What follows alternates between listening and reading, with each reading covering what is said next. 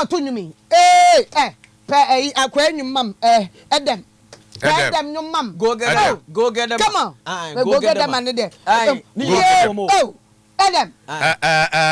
nyum baku bi Nejina nade kwene nejina nade kwene sawa kudi ni asam kwame na say nadamfo na nado o say nadamfo su na nado nadamfo na se president nadamfo no anya hwe se me so me ka Edem nadamfo na zealous na nadamfo fado me ba kwame na Edem Edem o ntuni Edem se da no kache Tia no woman na yere so okodina ma NDC party. That's right. Even Andrews nana. Okay. Ana Edem. Someone kudi.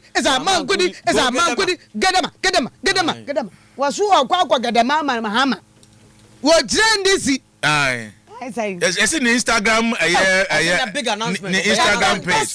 It's a big announcement today. Big announcement and on the NDC flag logo no. Farm so fly. The big announcement. The big announcement soon.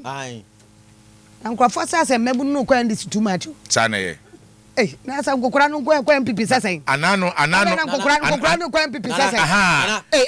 Nana. Yes. Akwa space na ya bontu fo enu Edem. Edem na Mr. Obetime ko Facebook no wa hwe Edem. Akwa no just no ho so ya fe.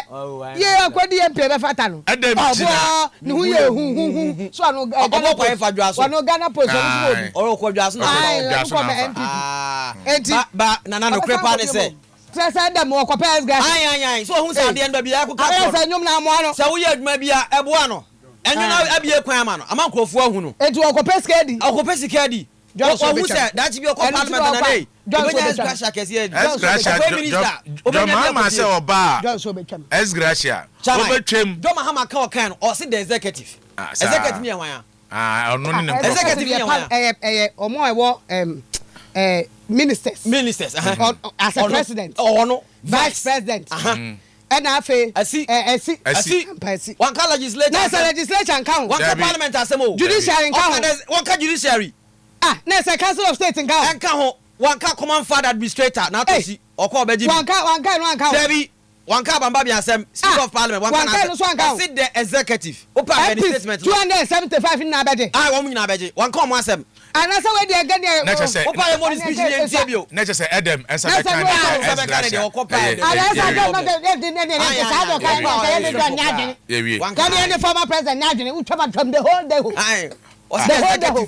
and come who esgasha aya parliamentarian every 4 years I say chairman supposed to say nana onukule anu aye member of parliament what o pese utwa MPs dey man no so why president that be we are president na wo so watwa no musu enti ono no president metwa we mu he decides we move forward kan sa ye be move ampa Angel 102.9 FM on all affiliates across Ghana na ye hwe aboafo a omde ye de obonkrata no animu se na de aye ya tiatia me de kwam de ye kopaduane ndi ndi ye kopaduane local and international ono Facebook page where na where latest about ni Facebook page na why na person that like 25 minutes ago Edem Facebook page na the first one check the Facebook first one na choro to ono so first one no the NDC buy no why na choro to first one no no big announcement Edem pa wo be bonyum ana why 4 p.m.